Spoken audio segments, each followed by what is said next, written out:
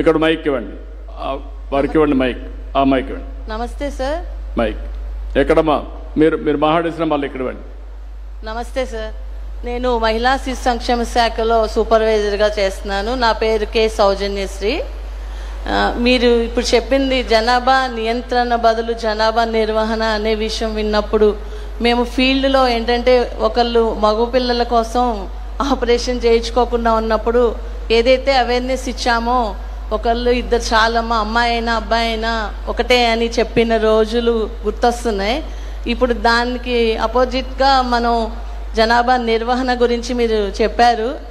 అలానే ఎంప్లాయీస్లో కూడా ఇది జనాభా నిర్వహణ వల్ల ఇప్పుడు సాఫ్ట్వేర్ బిజీ షెడ్యూల్లో పిల్లలని కనడం కూడా మర్చిపోయి అంటే ఎక్కువ బిజీ లైఫ్లో పిల్లల్ని మర్చిపోతున్నారు. కాబట్టి ఈ మేనేజ్మెంట్లో ముందు ఫీల్డ్ స్థాయి కన్నా మన ఎంప్లాయీస్లో కూడా మార్పు రావాలనేది నా ఉద్దేశం. మీరు చెప్పింది మనందరితో స్టార్ట్ చేయాలి. ముందు చదువుకున్న వాళ్ళ నుంచి చదువుకోని వాళ్ళని మనం మోటివేట్ చేయాలి. అలానే నాకు ఒక చిన్న డౌట్ సార్. ఇప్పుడు మన పిల్లలు పుట్టడం పెరిగే కొద్దీ మరియు ఆహారము, పోషణ, వాళ్ళకి ప్రాథమిక విద్య ఇవన్నీ కల్పించాల్సిన బాధ్యత ఉంది. కాబట్టి రాష్ట్ర ప్రభుత్వం దాన్ని ప్రణాళికలు ఎలా రూపొందిస్తుంది? యువర్ రైట్ అమ్మా, న్యూట్రిషన్ చాలా ముఖ్యం.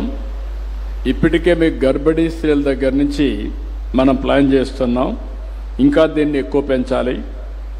నేనే 1995లో డ్రై రేషన్ ఇచ్చాను స్కూల్స్లో.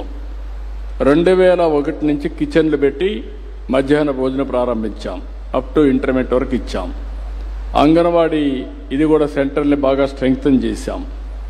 అలాంటివన్నీ మనం స్ట్రెంగ్తన్ చేసి ఎక్కడికక్కడ ఇప్పుడు అన్నా క్యాంటీన్లు కూడా పెడుతున్నాం. ఇలాంటివి వేరియస్ ఆస్పెక్ట్స్ పెట్టాలి. మీరు చెప్పింది వెల్ టేకన్. ముందు మన మైండ్లో నుంచి జనాభా భారం అనే మాట తీసేసి ఇంకొక మాట కూడా అన్నారు, బిజీ లైఫ్కి అలవాటైపోయాం.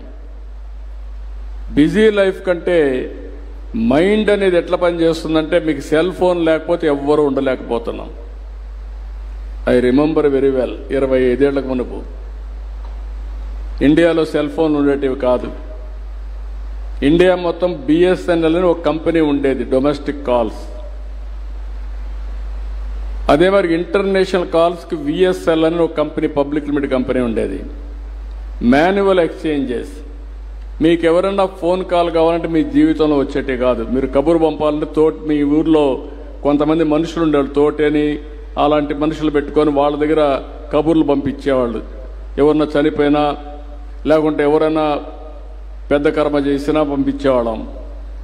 అలాంటి రోజుల్లో నేను ఆలోచించినప్పుడు చాలామంది వ్యతిరేకించారు. ఫోన్ తిండి పెడుతుందా అన్నారు, నన్ను ఎకిల్ చేశారు, నన్ను 420 అన్నారు. ఎవరెన్ని చెప్పినా నేను భరించా. ఆ రోజు ప్రధానమంత్రి నరేంద్ర మోడీ గారు, మన వాజ్పేయి గారికి చెప్పి డీరెగ్యులేషన్ తీసుకొచ్చాం. ఈరోజు నేను అడుగుతాను, అందరి దగ్గర సెల్ ఫోన్లు ఉన్నాయి కదా. భర్త లేకపోయినా భార్య ఒకరోజు 2 రోజులు ఉండగలుగుతుంది, భార్య లేకపోయినా భర్త ఉండగలుగుతాడు, ఫోన్ లేకపోతే ఇద్దరు ఉండలేరు. అవునా కాదా అని అడుగుతున్నా. ఇప్పుడు వచ్చిన వ్యసనం సెల్ ఫోన్ వ్యసనం. ఆ ఫోన్ ఉంటే 5 నిమిషాలు చూసుకోకపోతే అక్కడి నుంచి పిచ్చిపడుతుంది మనందరికీ. ఆ ఫోన్ని ఏం చేస్తారో కూడా తెలియదు, ఏం చూస్తారో కూడా తెలియదు. ఓసారి డౌట్ వస్తుంది మనకే, ఏం చూస్తున్నారని. అలాంటి పరిస్థితికి వచ్చేసాం. దీనివల్ల స్ట్రెస్ పెరిగిపోయింది. స్ట్రెస్ పెరిగినప్పుడు అందుకే మొన్న యోగా ప్రాక్టీస్ చేశాం. ప్రధానమంత్రి గారు అడిగితే ఫస్ట్ టైం 3 లక్షల మంది ముందు రోజే వచ్చి తెల్లవారి 5 గంటలకు వచ్చి 6 గంటలకంతా కూడా యోగా దగ్గరికి వచ్చి ఒకేది ఇక్కడ గిన్నీస్ రికార్డు కూడా వచ్చింది. 3 లక్షల మంది వచ్చారంటే 2,50,00,000 మంది పార్టిసిపేట్ చేశారంటే దానికి కారణం వాళ్ళల్లో యోగా వల్ల ఒక ఫలితం ఉందనే ఉద్దేశంతో వచ్చారు. కాబట్టి మీరు చెప్పినట్టు అన్ని సమస్యలు ఉన్నాయి. నేనేమంటానంటే హార్డ్ వర్క్ కాదు కావాల్సింది, స్మార్ట్ వర్క్. తెలివితేటలతో పనిచేసే రోజుకి వచ్చాం. మీరు ఇప్పుడు పనిచేస్తారు, ఏంగా పనిచేస్తున్నావు? మనము ICDS sir, women and child welfare. Women and child వెల్ఫేర్లో పనిచేస్తున్నాం. ఒకప్పుడు నువ్వే రికార్డులు రాయాలి, నువ్వే చూసుకోవాలి. ఇప్పుడు ఐటీ వచ్చిన తర్వాత రికార్డు రాసే పనే లేదు. పైన నుంచి ఏదైనా ఆదేశాలు వస్తే మళ్ళీ చదవాలి. ఇప్పుడు నీ ఫోన్కే మెసేజ్లు వచ్చేస్తున్నాయి. అంటే పని విధానం మారిందా లేదా? ఇంకా మారిపోతుంది, పని కూడా తగ్గిపోతుంది. కానీ స్మార్ట్గా పనిచేయాలి. ఏఐ వస్తుంది, మెషిన్ లెర్నింగ్ వస్తుంది. ఏది వచ్చినా కూడా మనిషిని రీప్లేస్ చేయలేం. మీ జడ్జిమెంట్ ముఖ్యం. ఆ విధంగా రీఓరియంట్ చేయగలిగితే ఎవ్రీథింగ్ సాధ్యం. మీరే అన్నారు, ఒకప్పుడు నేనే మాట్లాడాను. ఒక ఊరికి పోయి ఇదే మరిగా మీటింగ్లు పెట్టి 1 చైల్డ్ 2 చైల్డ్ 3 చైల్డ్ని పిలిపించి తల్లుల దగ్గర చెప్పించేవాడిని. వాళ్ళందరూ చెప్పేవాడు, ఒక బిడ్డ ఉన్నాడు, మంచి బట్టలు కుట్టించాను, మంచి భోజనం పెట్టాం, నేను హ్యాపీగా ఉన్నానని. 4 పిల్లలుంటే వాళ్ళని పిలిపించి నువ్వేం చేస్తున్నావు అంటే, నేను పిల్లలకు బట్టలు పెట్టలేకపోతున్నా, నాకు కష్టాలు ఉన్నాయి అంటే కన్విన్స్ చేశాను. ఒకరుంటే మంచిది, ఒకరుంటే ముద్దు, 2 పర్వాలేదు, 3 వద్దని చెప్పేవాడిని. ఇప్పుడు అంటున్నా నేను, 3 కంటే పైనుంటే వాళ్లే నిజమైన దేశభక్తులు, ఈ సమాజాన్ని కాపాడే వ్యక్తులు కూడా అని చెప్పి ఇప్పుడు చెప్తున్నా. అలాంటి వాళ్ళకి గౌరవిద్దాం. నేను శ్రీమంతాలు కూడా పెట్టించాను, మీకు జ్ఞాపకం ఉందో లేదో. ఆడబిడ్డలకి శ్రీమంతం అనేది జీవితంలో ఒక విశిష్టమైన అవకాశం. కొన్ని కుటుంబాల్లో శ్రీమంతాలు కూడా పెట్టలేరంటే సామూహిక శ్రీమంతాలు పెట్టి ఆడబిడ్డల గౌరవాన్ని పెంచడానికి, వాళ్ళ ఆత్మవిశ్వాసాన్ని పెంచడానికి నేను ప్రయత్నం చేశా. అవన్నీ చేద్దాం ఇప్పుడు కూడా. సార్ ఒక రిక్వెస్ట్, ఒక ఫోటో కావాలి సార్. ఓకే అమ్మా, రండి. మైక్ అక్కడ ఇవ్వండి. ఆ మైక్ ఆ సిస్టర్కి అండి, ఆ పాప వెనకాన ఎవరు? ఓకే అమ్మా, చెప్పమ్మా. సార్ నమస్తే సార్, నా పేరు మంజులావాణి. నేను Anakapalli centre administrator 1 stop centre మహిళా శిశు సంక్షేమ శాఖలో పనిచేస్తున్నాను. ఈ కార్యక్రమం వరల్డ్ పాప్ సమ్మిట్కి ఇక్కడికి నేను రావడం చాలా గర్వకారణంగా ఫీల్ అవుతున్నాను. ఎందుకంటే చాలా విషయాలు నేర్చుకున్నాను. జనాభా నియంత్రణ కాదు, నిర్వహణ అనేది చాలా గొప్ప విషయం సార్.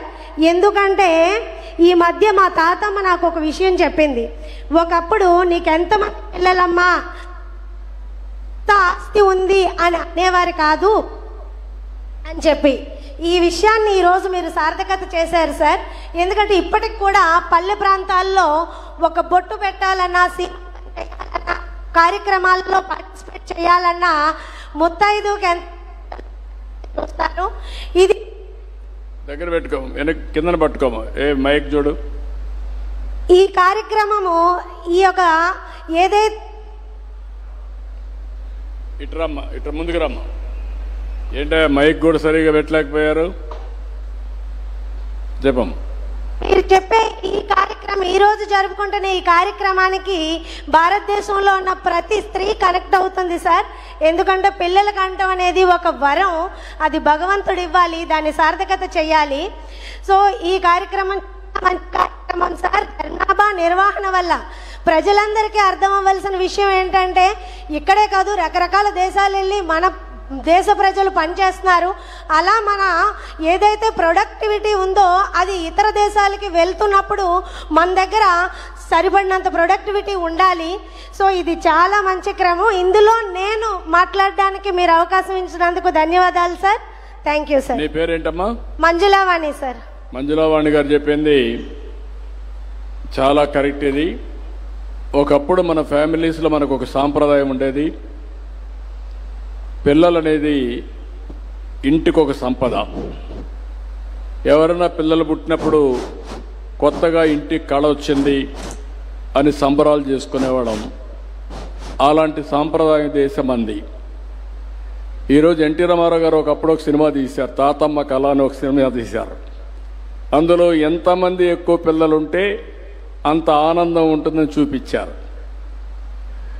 అలాంటి సాంప్రదాయాల్లో ఇప్పుడు మనందరం కూడా, మీరు ఒక మాట అన్నారు, ప్రపంచం మొత్తం మన వాళ్ళు వెళ్తున్నారు. కానీ ప్రపంచం అంతా వెళ్ళడం అవసరం. Think globally, act globally, distance is not the constraint. మీరు మీ అనకాపల్లో కూర్చొని ప్రపంచంలో పనిచేయడానికి ఒక కంపెనీ, స్టార్టప్ కంపెనీ స్టార్ట్ చేసే పరిస్థితి వస్తుంది. అవసరమైతే వేరే దేశాలకు మళ్ళా వస్తూ ఉంటారు. కానీ ఇక్కడ ఒక్క విషయం మనం మర్చిపోకూడదు. భగవంతుడు ఆడవాళ్ళకే ఒక వరం ఇచ్చాడు. ఆ వరం పిల్లల్ని కనే వరం ఇంకెవరికి ఇవ్వలేదు, ఒక ఆడబిడ్డలకే ఇచ్చారు. అది సృష్టి రహస్యం. ఆ రహస్యంలో ఉండే గొప్పతనాన్ని మనం గుర్తుపెట్టుకొని మగవాళ్ళల్లో ఎక్కువ మార్పు తేవాల్సిన అవసరం ఉంది. ఏదో మీరందరూ ఇంట్లోనే ఉండాలి, మీకేం పని లేదు అనేది కాకుండా, నిన్న మొన్న ఎడ్యుకేషన్ మినిస్టర్ కూడా మాట్లాడుతూ చెప్పారు, మనం కొటేషన్లో మాట్లాడుతున్నాం. ఆడంగి మారిగా ఉండొద్దని, గాజులు దొడుక్కోవద్దని, లేకుంటే ఏడవద్దని, ఇలాంటివన్నీ మాట్లాడుతూ ఉంటాం. మహిళలు తక్కువ కాదు. ఆ విషయం ప్రతి ఒక్కరు గుర్తుపెట్టుకోవాల్సిన అవసరం ఉంది. ఆ మార్పు ప్రతి ఇంట్లో మగవాళ్లతో ప్రారంభమైతే సమాజం మొత్తం వస్తుంది. మనం అనుకున్న పని సాధ్యమవుతుంది. రెండోది, ప్రతి ఒక్క కుటుంబాన్ని నేను కోరుతున్నా, వీలైనంత వరకు కలిసి ఉందాం. కలిసి ఉంటే సినిమాలు కూడా తీశారు, కలదు సుఖం అని, చాలా వచ్చాయి. ఈరోజు నేను మిమ్మల్ని అందరినీ కోరేది, మళ్ళా మన ఆంధ్రప్రదేశ్ రాష్ట్రం న్యూ పాలసీస్కి అన్నిటికీ నాంది పలుకుతున్నాం. ఇది ఒక కొత్త పాలసీకి నాంది పలికి ఒక 5-10 సంవత్సరాల్లో దీన్ని మనం రివర్స్ చేయగలిగితే ప్రపంచానికి ఒక నమూనాగా తయారవుతుంది. అలాంటి మంచి సజెషన్ ఇచ్చిన మంజులా వాణి గారిని మనస్ఫూర్తిగా అభినందిస్తున్నా. గట్టిగా చప్పట్లు కొట్టి మీరు కూడా ఆశీర్వదించండి, అభినందించండి. సార్, చిన్న సబ్మిషన్ సార్. ప్లీజ్ అమ్మా. యాక్చువల్లీ మా ఫాదర్ పేరు అమర్నాథ్ గారు. ఆయన మీకు పెద్ద ఫ్యాను. చనిపోయే లోపు ఆయన మిమ్మల్ని చూడాలనుకున్నారు.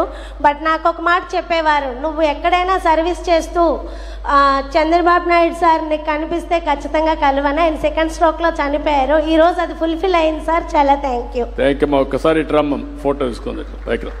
ఓకే, థ్యాంక్ యూ అమ్మా.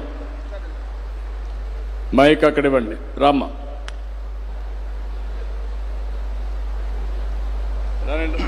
రాని మాట్లాడు బ్రదర్. హలో సార్, మీకు ప్రత్యేకమైనటువంటి అభినందనలు, ధన్యవాదాలు. నేను సోషల్ స్టడీస్ టీచర్ని, డి రామకృష్ణ, అడబల్దేవి, బాపట్ల జిల్లా. సార్,